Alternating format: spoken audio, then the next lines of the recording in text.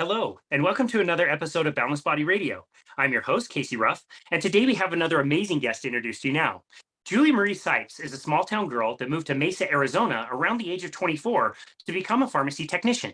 Unfortunately, she experienced a major life setback when life became overwhelming and had to enter a long-term care facility in her 30s at 650 pounds, where she ended up spending almost 8 years of her life. In that time, she successfully lost 100 pounds and was able to walk out of that long-term facility. Julie was received into a Paradise for Parents, which is an incredible assisted home system owned by Hal Cranmer, who we interviewed in episode 415 of Boundless Body Radio. Julie, Hal, and her trainer Daniel Magyar, who we also interviewed in episode 425, all work together. And in total, today, Julie has lost 174 pounds in just a few months by leveraging the carnivore diet, intermittent fasting, and the X3 exercise program. Julie is currently attending South University Online for a bachelor's in the art of psychology and wishes to become an art therapist. She is looking forward to the summertime so she and her emotional support bear, Daisy Bear, can go on adventures and go swimming. You can follow her amazing story on Instagram at Cherub Sipes. Julie Sipes and Daisy Bear, what an absolute honor it is to welcome you both to Boundless Body Radio.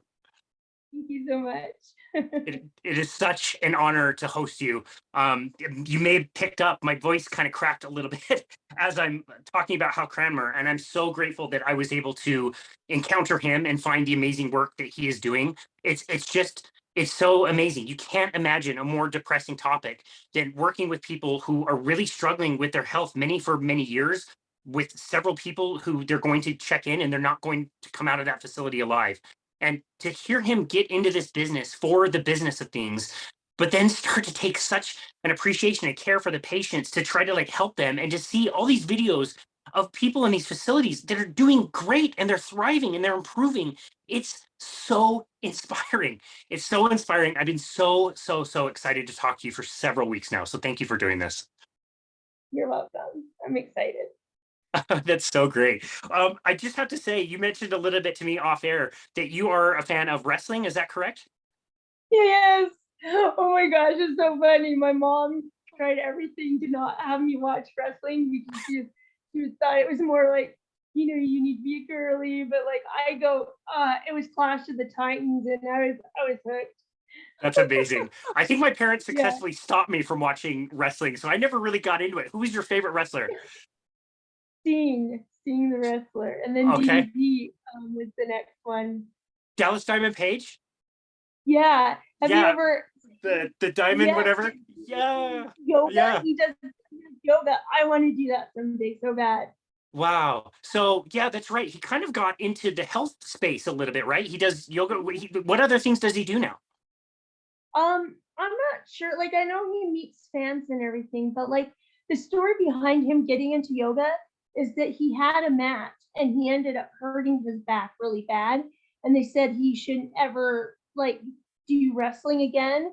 But he did yoga and it totally helped him, and he got back into wrestling, and that's what happened. Then it was funny because I believe he went on Shark Tank and pitched to them DBP yoga, and they rejected him. But now he's got this successful thing. Even if you look on YouTube, there's this guy. It's so amazing. There's this guy that had been a paratrooper in the military, hurt his back so many times, and he had those canes that he walked. And at the end of the video, he's running because he tried DDP yoga. Yeah, you got to look it up. That's incredible. That's incredible. Yeah. Okay, so it was maybe about a decade ago. Somebody recommended to me a book. I'm going to forget the author's name. He was a very famous wrestler. I think he wrestled under the Undertaker, I think is what he was called professionally. Okay. Yeah. If I'm not mistaken. The book was called Blood and Sweat Socks or something. It was a different kind of name. And it was an autobiography, very, very articulate. And he talked about what wrestling is like as a sport. And boy, oh boy, you hear that wrestling is fake. Pro wrestling might have a script, but there is nothing fake about what these guys are doing. And hearing about the injuries and the back cover it looked like a picture from Operation the Game, and it pointed and showed all the different broken bones in his back and his knee, and all the different injuries he had, nearly bleeding out at one point. Those guys are bananas, nuts. Mm-hmm. That's crazy. I don't know, but it's amazing. It's pretty neat. And then Sting, he was always my favorite. And it's so funny because I always I was like the heroes that have like a dark side, like Batman, or Yeah. but they're for the good, and it was Yeah. just like he was so fun. He was so That's fun, awesome. Wow. Oh, I love that. Well, I could talk about that all day long, especially if we bring right? Batman. And I loved Batman. I could talk about Batman all day. Oh But yeah. let's talk about you. Tell me about your life. How did you grow up? Where did you grow up? What was your life like growing up? Oh, so I grew up in Baghdad, Arizona. It's spelled Bagdad, and it's a copper mining town with an open pit copper mine. I was in a family of seven. There was my dad and my mom, and there's Saul and Ginger, and then Tyrone, and then me, and then Jake. And like life was a little hard growing up because I still struggled with weight, and so that whole thing where people kind of make fun of you, especially when you're in your adolescence and childhood, and that's just a part of childhood that sometimes it's rough, So then my dad actually he had passed away from cancer in 2004, and that allowed like the insurance money allowed me to be able to get to Mesa and have like have an apartment and everything while I worked at Walmart full time at night shift, and then I would go in the morning to school. And like I did that for 9 months, and literally like I get like 4 or 5 hours of sleep a day. And like I remember at the very last month, I was calling my mom and saying, I can't do this anymore because I was getting 3 hours of sleep a day at that time because you do like a externship. Like I did an externship at Banner Desert Hospital, and it was like an 8-hour job for free. You know what Wow. I mean? So I really like sweat, blood, and tears for that pharmacy tech thing. So yeah, Wow. and then yeah. How was your health at that point? You mentioned weight, but were you still heavy at this point? Were you dealing with any other health issues at this point? I was consistently 220 growing like for a long time. And then like I had said before, like in my interview on YouTube, like I kind of ran into like um crises where I had bosses that were never satisfied, but I was consistently going to work, but I always worked a little bit slower than everyone else. But like I would focus on it, you know what I mean? And it was just where this one boss just had it in for me, and the people I worked with had it in for me, so I ended up getting fired. And so like it honestly, that was the start of my crises, because I really had put all my identity in my job, and I'm sure most people can relate with that. And so I got hired on a new job, but then like I had met my ex-husband, and we got married like in June, and that's when my life just started really spiraling out of control because I was working from home, but like he would sabotage me where he'd interrupt me constantly, and he would sleep all day, but then at night he would want me up. And my job actually, it was so busy, we had mandatory overtime for like so many hours, so here I am trying to do mandatory overtime, and then like it really got bad because my ex-husband really didn't do anything. I ordered pizza every day because like I was sucked dry. I was sucked dry from my job, and I was sucked dry from him, with narcissism. And I just was literally, I was depressed, and I would go from my job to the couch every day, and that's when it all just kind of started to spiral downward.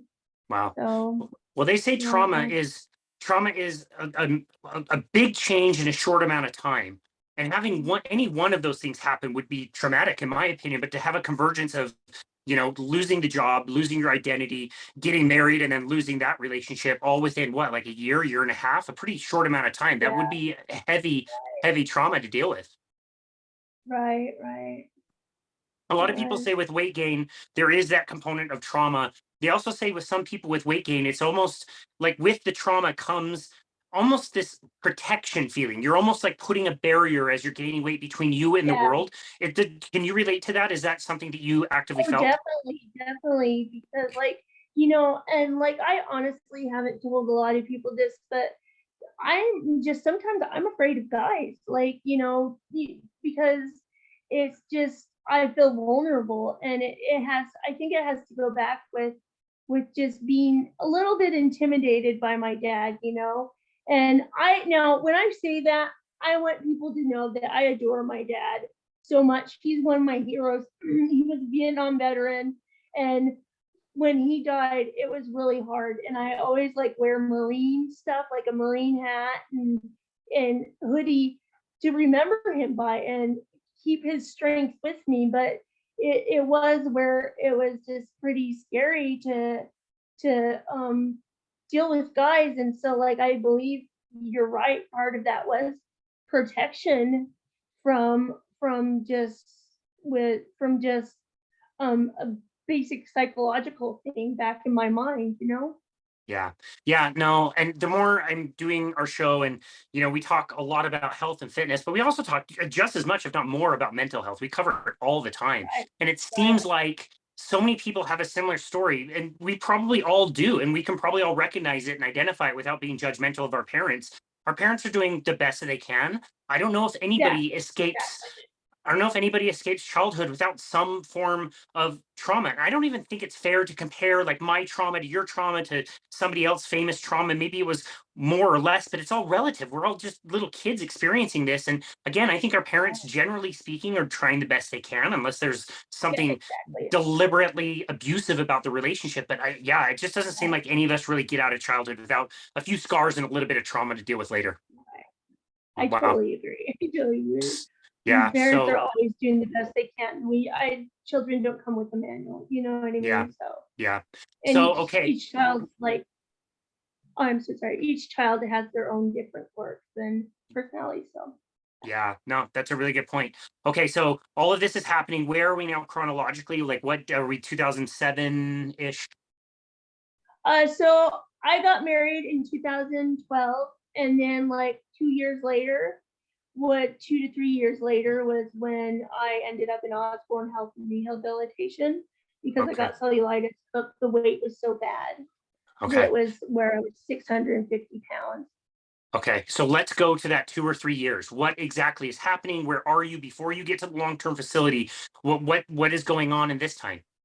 So basically, my ex-husband, I believe he was on drugs and just didn't tell me because he had lost the rent money a couple of times, and he would use like money would just disappear, you know what I mean? And he'd hide money from me, and like just and he would say, "Oh, I lost your camera," like just an expensive camera that I had. Mm, He had in his backpack, and I believe he was probably pawning stuff. So like you have that where I'm working hard, I'm just completely drained. Everything in the house is piling up. All these chores are piling up, and you would rather spend time with friends than like just basically be with me. And like I really like I'm the type of person, when I get married, I want to have a home, you know what I mean? I want us to do fun things together. I want children, that whole fun thing where you have fun holidays and just try to have a loving home. And he didn't really want stuff like that. He just kind of wanted to be with friends and go to Starbucks or whatever. But it really was traumatic. It really was traumatic to try to keep up with everything and be awake all night. And so like I it just everything, and even the weight piled on, and that's what happened. And like I said, that I really think that it was God's saving grace that I ended up in Osborne, because that protected me from being so like in such turmoil at home, where I was afraid that I would lose my apartment because the rent money was missing, or, something like that. So, and, to be honest, when I got into Osborne, I was so far gone emotionally and mentally that I was just fried. I was just completely fried. And Yeah. and I couldn't look at a life outside of that, because it was such a chaotic, un like unsafe thing, emotionally and physically, to be Yeah. going through. Yeah. And Osborne, it was a long-term care facility that we mentioned in the introduction, correct? Yeah, Okay. right. Gotcha. Okay. So when you divorced and got separated, do you know what your weight was at that time? I was working on my weight, so I had lost 100 pounds between that time, and I like, when I got divorced on December 20th, and like, very very January, my life started turning around, because I didn't have to worry about all the chaos that he brought into my life. You know what I mean? And I Yeah, could worry I about see. myself again. You I know? see. I had the Oh, timeline confused. I apologize. I had the timeline confused. it's okay. I thought you were divorced and left that situation, and then this situation got worse in the 2 or 3 years until it No, escalated. You no. were still married all through that I time. was still married for almost 10 years. Yeah. Wow. Okay. Yeah, it was like 9 years. Yeah. Wow. So practically speaking, like looking back, especially now, how does one gain so much weight in such a seemingly short amount of time? I mean, you mentioned pizza, but what other things were you eating? Were you Oh, always hungry? I mean, looking back, like I what? I was drinking energy drinks like crazy, because I was trying to keep up with everything. And some of those energy drinks, they have a lot of calories in them. Yeah. And if you drink a lot of energy drinks and plus pizza every day, well, that's gonna that and not be able to go out swimming like I liked, or walking, and you pretty much become immobile because you can't walk very far. So it just all adds up. And like I said, I went from my computer to the couch, and was just so it was just a rough time. It was just such a rough time. You know Wow. what I mean? Just like, and I mean, people that have dealt with narcissism before, they can understand it's a hard thing to get out of, because narcissists basically wrap roots around you and your life and everything in your life, that it's hard to get away. It really is hard to get away. I would think there would be some element of manipulation where you're thinking you're the problem, you're the fault the whole time, and really it has to do with the other person, Right, but they're you wrapping you up in right, that, like you mentioned. Yeah. Okay. right. Wow.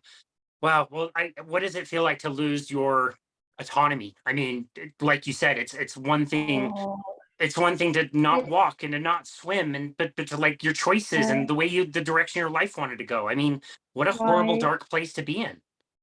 Right. It's so hard, because I remember where I couldn't even lift my foot up an inch or two. I was Uh, just stationary, and I had to depend on people to cover me up with a blanket. And, uh, it was just,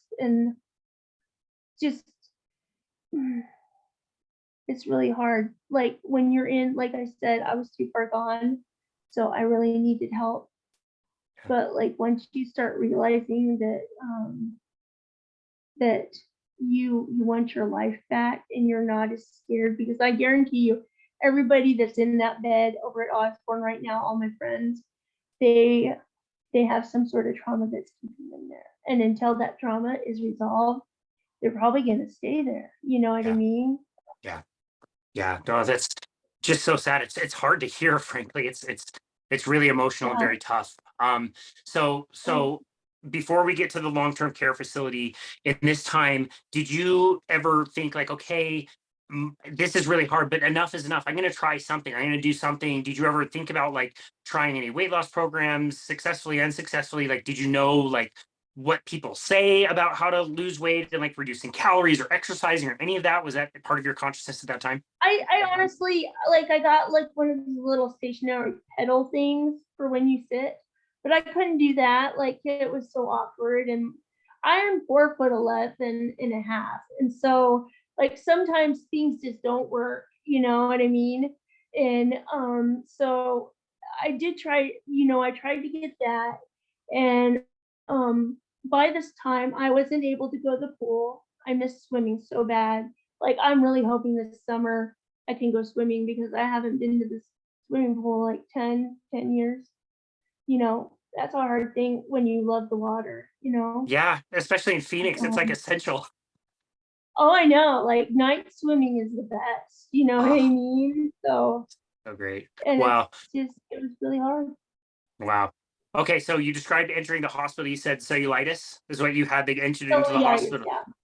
And then when Mhm. did the discussion become like, okay, now you have to go to some long-term facility? Was that So always the coming, or was that hospital, the Osborne Health and Rehabilitation, they had the rehab side. So I ended up on the rehab side. But then when they realized that like I'm bariatric and I can't even do the basic things that the physical therapy team was asking me to do, then they knew that they had to put me in long term. wow? And again, still married at this point. Yes, yes. So basically he could come in and visit you from time to time. Did he ever come visit? Yeah. He Yeah, would. he come visit, but Okay. like it was always like upsetting. It was Yeah. always upsetting. Gotcha. There When was was the always divorce? How long were you in there when the divorce was kind of finalized? probably uh like I was in there 7 years and 9 months. So 7 years. Okay. 7 years Okay. later. So relatively And soon. then the divorce happened, yeah.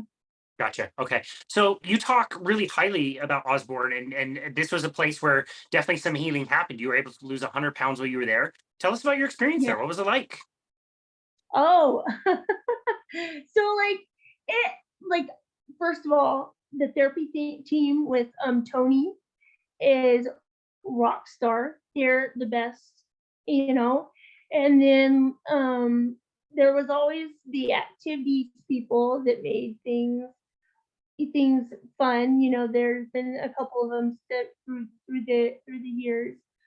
And then the CNA is like, when you get in there, sometimes you think it's like a hospital and you push your button, you think somebody should come right away, but it's not like that. People have other people they're taking care of at the moment, so you have to learn to be patient and wait. But like the CNAs were really good. There have been a couple that I've like butt heads with, and it's so funny because like when you butt heads with a CNA, even if you're on the right, they put you on what they call cares and pairs.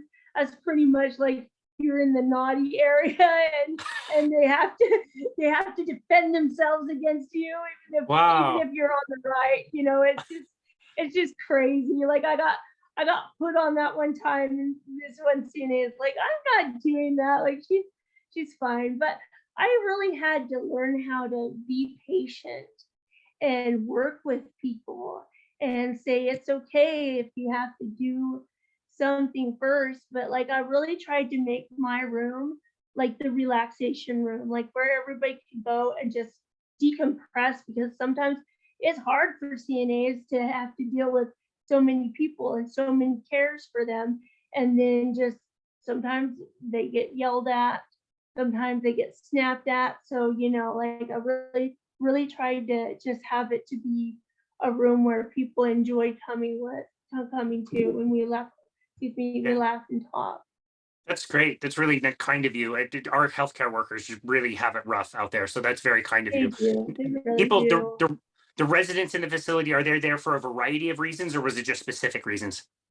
It's a variety of reasons. Sometimes there are people that are just old and they're regular size, and that's just where they live because that's where they need care at. And then you have people that like on the rehab side that either broke a leg or something. And that's another thing. Like some people can break their leg, and because they aren't rehabbed out of bed after that, they gain weight That's right. and they become bariatric, you know? And then there's the bariatrics that I don't know what other people's stories are, but you know, my story was just that I had trauma and I really needed help at that time in my life. Yeah, well, I'm so glad they were there to provide that help. You mentioned to me offline, very proud of you doing a lot of different activities. There would be calorie burning activities that you were doing. That seems like that Yeah, was part of your yeah. weight loss journey. Right. I did yes.fit things, and I have like my most favorite medal that I got is called the Kraken race. And I Wow. had a Fitbit where I would do the 600 calorie burn video, and the Fitbit would enter in how many miles that would have been. And so I got like 7 medals doing that, you know. I really love it. I love yes.fit. It's great. That's amazing. Was nutrition ever part of the discussion as part of the equation for you to kind of like lose weight and heal? So nutrition there is kind of hard because there's so many people there and they have a budget. So mostly they feed you just food that's low quality because they're trying to feed a whole lot of people, you know what I mean? But what happened was I started using, because I had gotten pocket money from disability, you know, like you pay your fee of how much your share of cost is, and then you have so much money left over. I would actually start buying avocados and oatmeal and almond milk, and that's how I started losing weight. Was I just you know, making better choices and trying to provide good nutrition that I could within the boundaries of living there, because you can't have, you know, like I can't have a lot of things in the fridge because everybody uses the fridge and there's just one fridge for like 50 people, you know. Yeah. So, but that's what I did. Wow, that's amazing. Okay, so avocados, that is a high fat kind of a fruit, um, which Mhm. I think is fantastic. Why were you drawn to avocado? Why did you think avocados were going to help you lose weight, not like So, Special K cereal or skim milk or something? right, right. So I actually had paid for V-Shred. A friend helped me get that. And that's what the V-Shred diet had said, that, you know, part of avocados and everything. And I wasn't able to do like the whole program because I was still bedbound, and the full program has like 20 minutes where you work out in certain workouts within 90 days. So I still have that. Like you know, I want to use that workout once I get to where I'm agile enough to do all that, you know, but that's Cool. why I started doing that That's great. Okay, avocado. so yeah, nice. I'm glad you got that advice. That's fantastic. And so by the time your time at Osborne is coming to a close, you had lost and maintained the weight loss of 100 pounds. Is that correct? Yeah, yeah, Not actively losing weight at that time, but you had lost, right? You were just kind of maintaining. Is right, that fair? Okay. right, exactly. How did it come about that you were introduced to Hal and how you got transferred to a Paradise for Parents? Okay, so we have a group meeting on Fridays with Tony,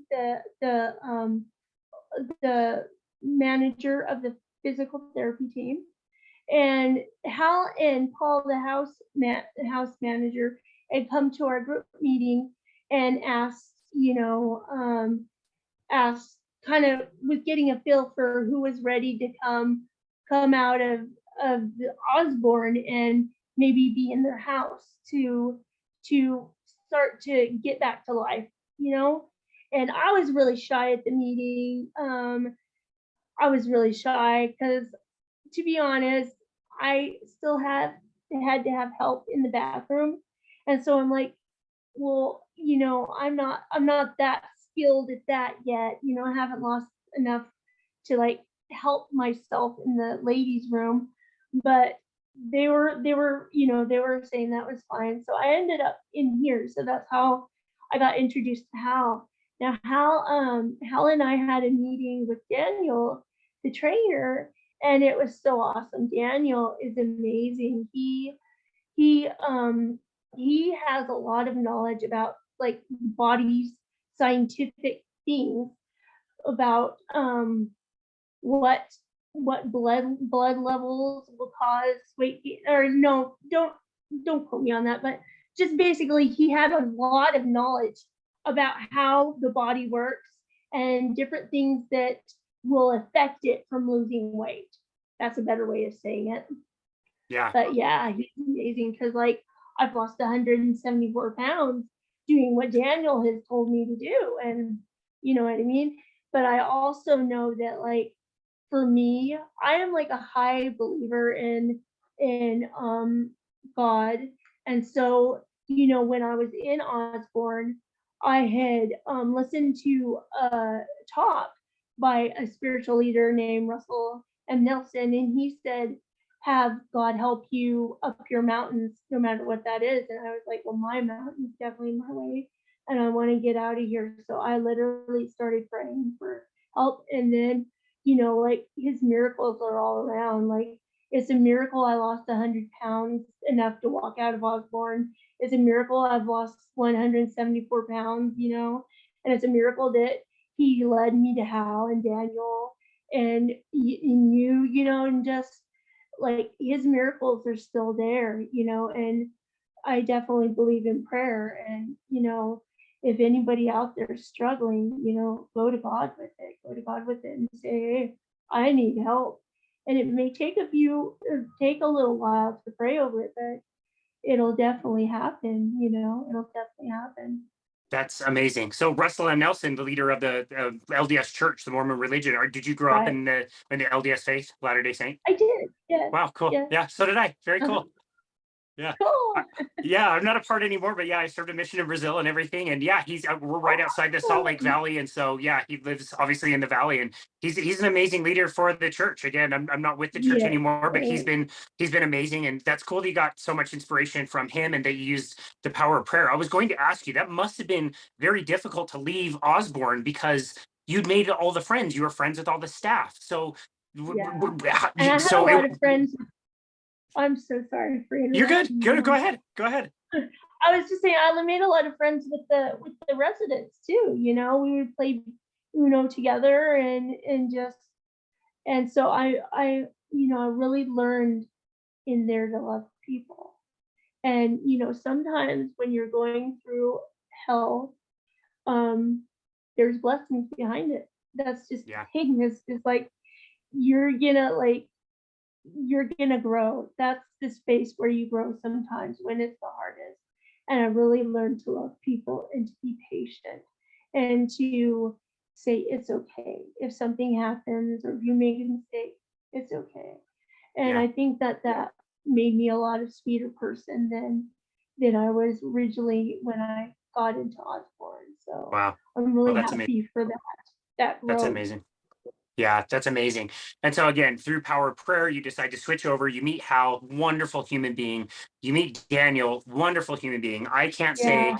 enough about him. You're right. Like he's very direct. He'll tell you the way that it is. And he'll say something like really specific, like carnivore is the way to eat. Using resistance training is the way to eat. And it's a strong statement. But then he'll go into like a 10-minute explanation that's fantastic about all the Right. justification. And so it's not just that he's saying it because he thought it's great or he's getting paid by X3 or anything like that. Like he knows Right. his stuff. When he did a great explanation we released on YouTube all about insulin resistance, and it was phenomenal. We interviewed doctors and researchers and scientists all over the world who study insulin resistance, and I would argue he explained it just as well as any of those other people. It was phenomenal. Right. Wow. And I saw that podcast actually, and I learned so much from it, you know. It So is good. great, like especially how he had said, write down where you're at and keep writing down so you can up your game. Yeah. And that's fantastic, you know. Wow. Okay, so in this initial meeting, I'm assuming you're learning about the plan and the program, which is going to be resistance training and what were they pitching carnivore to you? Was it more meat based? Was it? They Yeah, were what were they they? were it was more like, what are you doing? You like, what are you eating? What, you know, what exercises have you done? And I would work out in my bed like for an hour and a half or 2 hours, just doing crunches and leg lifts. And, it's just kind of funny because you remember, I think of those movies like with Sylvester Stallone where he's in jail and they put him in the box or whatever. And he's in there doing like push-ups and or like Batman with Christian Bale where he's like in jail doing pull-ups or whatever. That's kind of how it was. I was in just like jail doing my exercises the best I could so I could get out of there. Wow, that's hilarious. That's amazing. Yeah. Well, at first, did you think these guys are nuts? Like, again, the message for weight loss in the world is you must burn more calories, you must eat fewer calories. So resistance training doesn't make a lot of sense in that context. You want to be doing more cardio, and if that makes you fat, then eating animals makes absolutely no sense. You'd want to eat salads. You had no opposition to anything they were telling you. No, I was all for it. Like, let's do it. Let's make me healthy. And like as far as like cardio goes, cardio is wonderful for your heart. But like I don't think that I've heard other people say, and I feel the same way, I don't think it makes you lose weight because that was my big frustration with even doing like workout videos and on YouTube is I would get my heart rate up and I would burn sometimes I would burn 1,000 calories per my Fitbit and I would still gain weight and it was so frustrating. So like building muscle, I think is what really makes you an intermittent fasting. Like Daniel has me intermittent fasting at nighttime, so it's not hard. You know what I mean? He just says from like 6 p.m. to 6 a.m. or 8 a.m. you don't drink water, and he explained to me that your body needs water, but if you don't give it that water, it's going to take water from your fat, and so it's going to definitely help. You know what I mean? So, and like I said, he had me do it at night, so it's not hard to do. You just proved that you know more about nutrition and health and fitness than like 99.9% of people out there. Oh, That's gosh. really amazing. Wow. Okay, that's fantastic. So, let's see. Is my voice echoing? No, it just stopped. Never mind. I'm just gonna edit that out. Okay, perfect. Okay, awesome. So let's see. So what are the initial results? Like what are you noticing when you're first starting to do these workouts? And I guess before we go there, you and Daniel are not in the same location. He lives in Nevada. He's in Las Vegas. You live in Arizona. Doing virtual sessions through a phone. If you would have asked me before the pandemic whether you could even do that or whether that would be effective, I would have laughed you out of the room. That's the most ridiculous idea I've ever heard. Now, since the pandemic, we do it all the time and it's super effective. Like, what was your experience doing virtual workouts with him? And also, let's get into what were some of the initial things that you started to notice once you started to get a few workouts in? Okay, so as far as virtual workouts go, like I recorded myself on my phone and then I would send it to Daniel every day. But Daniel is such a wonderful, like personable person that he's always saying, just contact me. Like no matter what you have questions on, I'll give you an answer. He's always there to be contacted. That's how wonderful he is. Like he'll, if you need to talk to him in person, you can just say, hey, I need to talk to you through video real quick. And he'll do it. You know what I mean? And then you can text him like on Facebook. And it may take like a few minutes, or maybe 20 minutes, but he's probably helping somebody else at the same time. But he answers you, and he's wonderful at get in touch with to give feedback for anything you have questions on, And then as far as the resistance band goes, it was funny because like at first I was like, this band is too light, because I've been doing like 18-pound bar like workouts, and stuff. But excuse me, but it is effective because it like I've watched a video on the X3 and how it explains, that it exhausts your muscles at certain points, and they had researched it very well to see what will exhaust your muscles. And then there's an X3 group with Daniel, and he has people that like are cut, after the carnivore diet, they're cut, and they're more, they use the resistance, and they're like more physically shaped than if people had just done whatever by themselves on other things, you know what I mean? Yeah, absolutely. No, seeing And his it's a before. short amount of time too. So Yeah. sorry, I didn't mean to interrupt you. No, you're okay. Seeing his before and after pictures are incredible. You're right. Those people do look totally different. Could you, from where you were, especially in the beginning, could you tell a difference between a band versus a weight? Like you could feel a difference there? Yeah. You could. There's definitely a difference because like it's funny, the biggest exercise that I have a hard time on is standing on the 3x plate and pulling far up like this because of the bands, you know what I mean? And it exhausts me, and I've been shaking before where I'm like, I can't do it, I'm shaking. I can certainly relate to that. I know what that feels like. It's not very fun. Right. I'm like, can we stop now? That's amazing. Wow, that's amazing. Did you notice results immediately, or was it something that took a little while to start to really notice? I think it takes a little while, but it's definitely satisfying to struggle at first and then be like, yeah, I got this, So I love that. it's working. It's doing really good. And Yeah. like now it's exciting because I've gotten to the point where Tony, my physical therapist, he was sweet enough to put everything in a spot where I could personally reach it, and I get in my wheelchair and I back my wheelchair up against my bed, and then I set out the X3 stuff and I just do it, you know what I mean? So I've advanced to that level where I don't need assistance from other people to help set it up and help do this, So that's like a marker that my life's getting back on track because of the little, and then that's the thing, it's the little things.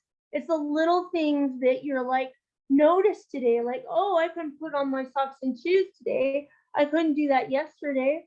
Oh, I can do this today too, So, I mean, when people are looking to lose weight or get back to life, no matter what has happened, just look for the little things and not like the big, you always have big goals, which are wonderful, but the little steps along the way are what's getting you to those goals, and notice them and be thankful and be proud of yourself for those little things. That is wonderful advice. I love all of that, and I couldn't agree more. Okay, so when you mention little things and small wins, that immediately makes me think on the diet side. As I've been coaching people over the years on carnivore, people come to carnivore usually because they're either suffering with something or they want to lose weight. They've heard of low carb. They want to take it to the next level. Weight loss is a common goal. And it's also a common thing that people like don't even care about or forget about after a while because there are so many other small things that just improve. So what has your experience been like more on the nutrition side? What things have you noticed being on the carnivore diet? So here's a big thing. Right now, I asked Daniel if we can push my body to the limit to see how much weight it can lose. And he said to do 48-hour fasting back to back. And I'm like, we'll do it until we see how much my body can take, because if you never challenge yourself, you're never going to get anywhere. But so what happens is I eat a meal at lunchtime, and then I fast, and then I fast that next day, and then from eating meat or whatever. Meanwhile, I do my night intermittent fasting with the water, but I can have water during the day. So next day I don't eat, and then the day after that I eat lunch, and then it's all over from there. But I've noticed that my body feels like so much better where it can I eat one meal and I'm fine. I'm fine. Wow. Like, I get hunger pains, of course, sometimes on that, but you got to learn to just distract yourself and ignore them and say, I got this, and but I've noticed I've gone from like 3 meals a day to just fine with 1 meal, and I'm good, and Daniel had explained that it's because my body, instead of taking resources from insulin, it's going off its ketones, and the ketones are much more powerful to help your body be healthy. So That's amazing. Again, you know more than 99.99% of people about nutrition, if you know that. I'm telling you, like in my nutrition textbook, massive nutrition textbook, and all the other personal training certifications that I've gotten, you cannot fast. You will waste away. You will die. You'll run out of glucose. And like, this isn't even new information. They did studies in the 1960s where they fasted overweight people for 40 days. And they showed people exactly what happens. Your body switches. It starts by burning carbohydrate. When that starts to run out, it starts to make its own perfect, exact right amount of carbohydrate, and it ramps up the production and usage of ketones. And your body just fuels on that. And the calories that you're burning are no different than the calories that you eat. It's just they're calories that have already been stored in the fat tissue, different than more calories that you need to continue eating. And the whole thing promotes like being in that state without any hunger because you're using that fuel. And so if you're not hungry, you can fast easily. I'm guessing there's a huge difference in the hunger pains that you're describing now versus when you were at home and gaining a bunch of weight, like eating a pizza and energy drink. There's a vast difference between those two types of hunger, right? Oh, exactly. And exactly, because like when you're hungry, when you eat 3 meals a day and you're eating a lot of like carbohydrates, you just like Daniel had explained before in the other podcast, you need more, and you're hungry, you're hungry by the next meal. But like when you eat good meat and good eggs or whatever, that's the thing in our, it's so funny, in our group, Daniel's group thing, Daniel had put on the Gordon Ramsay eggs. It's so popular, but it's so good. But like when you have good meats and good eggs to just store, to just get your energy in and get your nutrition in, it works. Wow. It definitely works. I mean, 174 pounds. How can you dispute that? So what if I time travel back 10 years and tell past Julie that future Julie would be fasting for 48 hours consecutively? Would past Julie punch me in the neck or something? Like, You'd that's be crazy. like, what? Absolutely not. That's Are you crazy? I don't think so. absolutely not. Wow. Okay. So 174 pounds. I just really, really, really want to reiterate this. This started in October of 2022, correct? And we're recording on March 15th, 2023. So we're talking about 6 months and change, maybe. Yeah. And in that time, start to where you are today, 174 pounds lost. Yeah. I mean, it's hard to believe. Like when I calculated it, I'm like, is that for real? Like, it's that's a whole person. I'm But yeah. 180 pounds. I'm 180 pounds. That is amazing. That's amazing. Yeah. And if you said I lost all this weight and I'm starving and I'm malnourished and my brain doesn't work anymore and I've got heart palpitations or whatever, I'd be like, okay, this is some really crazy, insane weight loss. But Yeah. what is your, how do you feel every day? Like what's your experience moving through life now? Well, it's good because I'm just like I had told you before, I get to sew and enjoy crocheting and sewing. And it's nice because house homes, it feels like home now. Like I started to really gel with the people in the house, and I love my roommate Helen. I call her Little Helen because she's just like a little sister. Like we have fun. Like we read together at night, and so it's nice to get back to life. It's nice to have those little wins, and it's nice to say, hey, I'm heading towards the pool. I'm heading back towards a degree.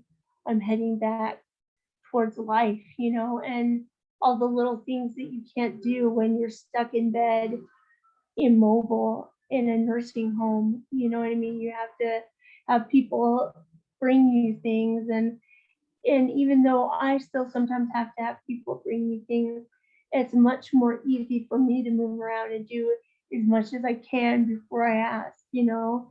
And it's only gonna get better. That's the thing. It's only gonna get better. Like life, life gets so busy, but you know, when you sit down to really like think about what is what is important to you and enjoy those little things that you enjoy, you kind of think, yeah, it's really nice to be here.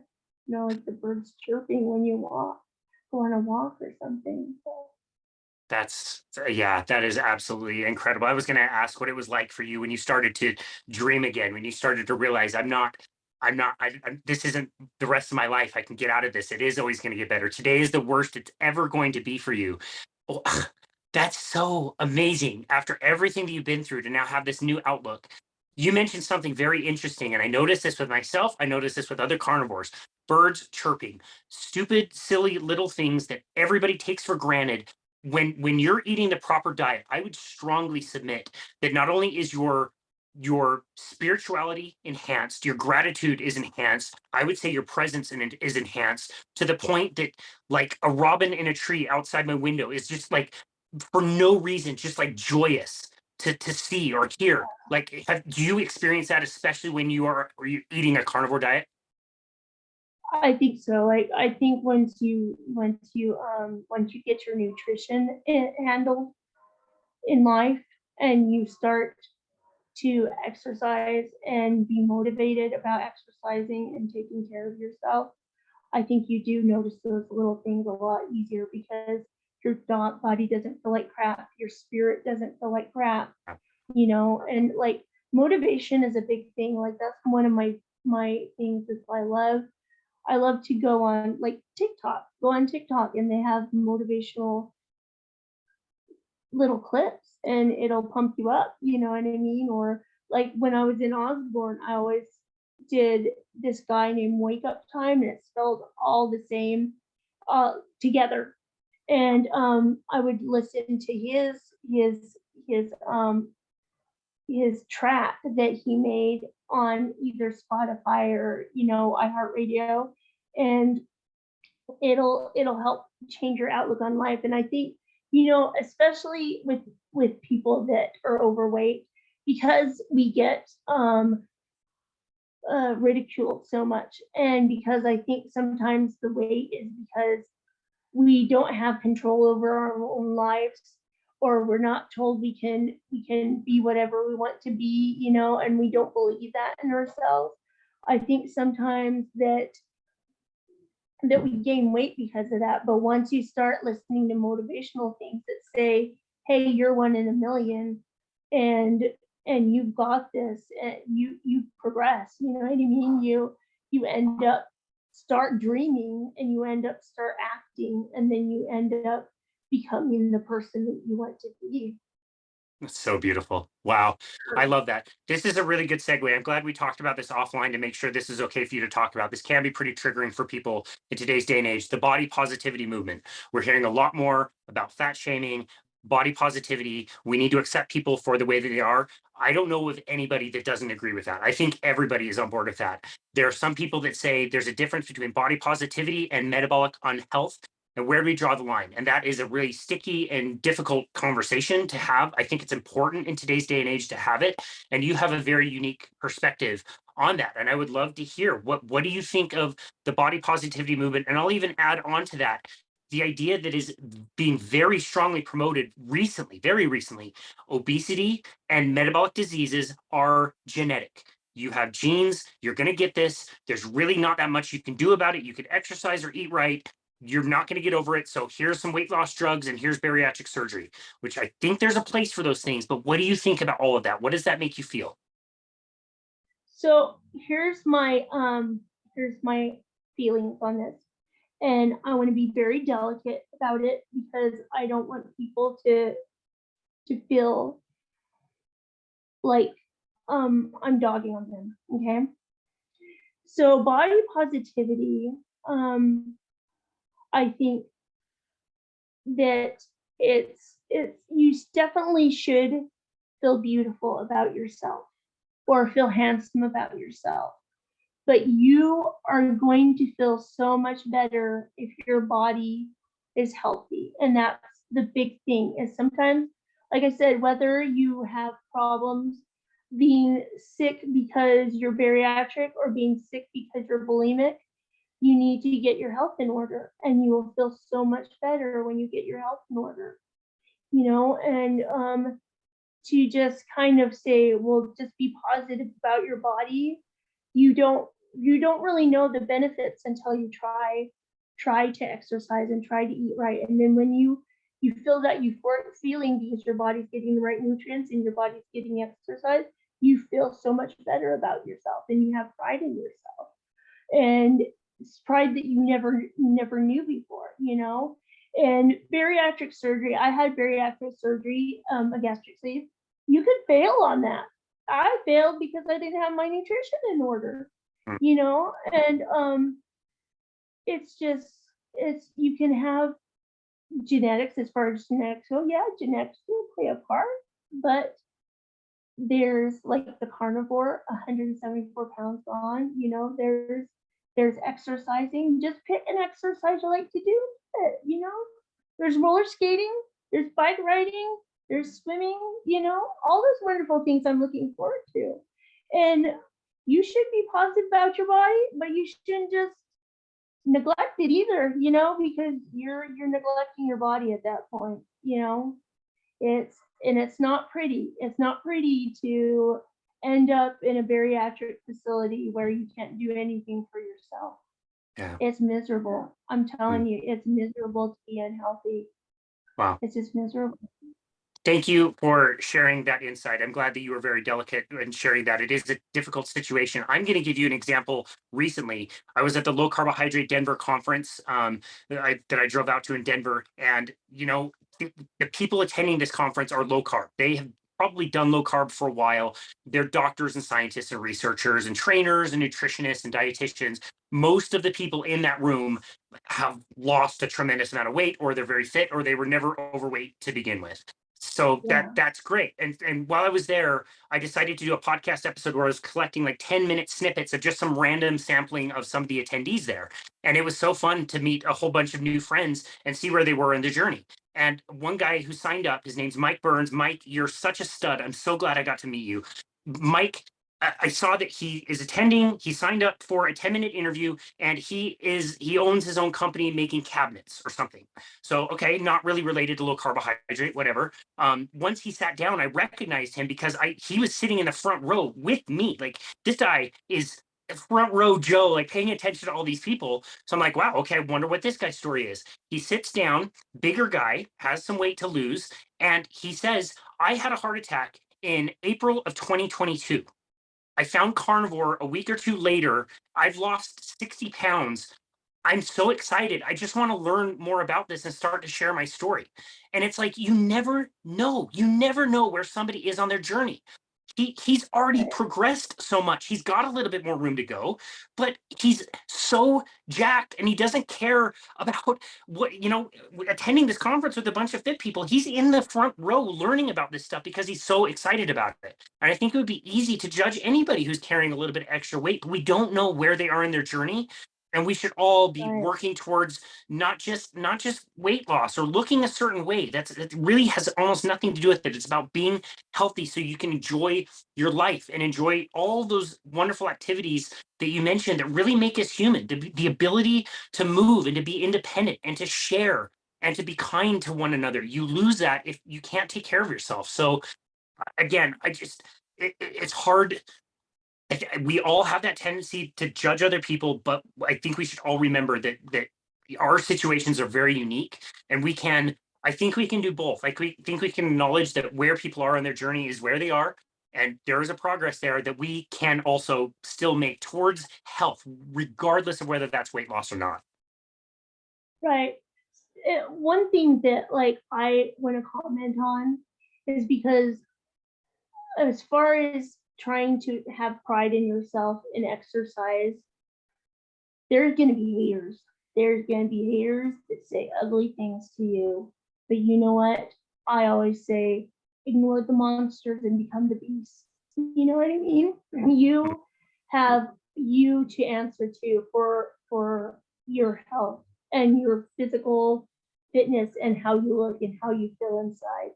And it's a lot of times it's a mental game. It's even, you know, with your nutrition, you mentally got to like rough up yourself to be calloused against that because you're trying to do goals, and your goals are important and worth it, you know. And David Goggins, I adore that man. Like I love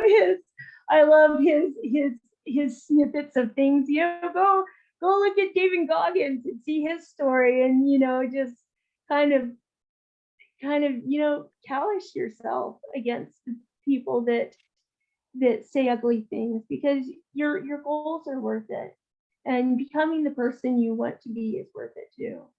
Yeah, that's such an amazing point. I bet David Goggins respects you more than you respect David Goggins. But I have no idea, but he's pretty awesome. He's really awesome. He's really awesome. I love that. Wow. Okay. So now that you've been allowed to dream, you've got a new life ahead of you. What's in the future? What's in the future for Julia and Daisy Bear? Oh my gosh. Daisy Bear and I so want to go to Arizona. I want to take her to Arizona. And she's actually from the Phoenix Zoo. So Bear, Arizona? Arizona? Arizona. I've never heard of this. You've never heard of Arizona? Oh my gosh. No. Educate me. They have bears there, like black bears. I believe it's black bears or like other bears, but it's all fenced off, so you're fine. But it's kind of like, instead of a zoo, you have bears there, and I like love bears. They're just like, I think it's totally my spirit animal or something. I don't know, but it's you know, I just want to go see it. It sounds amazing, and then we want to go swimming, of course, and also just go walking, go on walks and take pictures of nature and everything, and you know, just the Phoenix Zoo, the World Wildlife Zoo, Odyssey Aquarium, just go see all those wonderful things. I love animals, you know, so, and just any other adventure that befalls us, you know, the sky really is the limit when you dream and try to work for it. And like I said, it's remember those little wins and those little things that you have to do daily. And people say you do it consistently, and that's the key, is consistent. Even if you don't do as fantastic as you did the day before, consistency is the key. Love that. Wow. I think Daisy Bear is going to love to see all her little cousins everywhere. That'll be great. Oh, That's she fantastic. love it. And you are one day planning on leaving this facility? Yes, definitely. When I get to where I am able to be independent, I would like to be able to help other people. You know what I mean? Like help take on some of the housework, so I learn how to do that. Get reacquainted with that. But just like you know, have a good job, and also I want to do like an Etsy shop, because I love to. I'm so funny. I love stuffed animals too. So I love to make stuffed animals. Like I love to crochet stuffed animals. I have right here an example of my crocheted elephant. That's amazing. Wow. Yeah, so I love doing that. You know, everybody loves to get an elephant because they seem happy.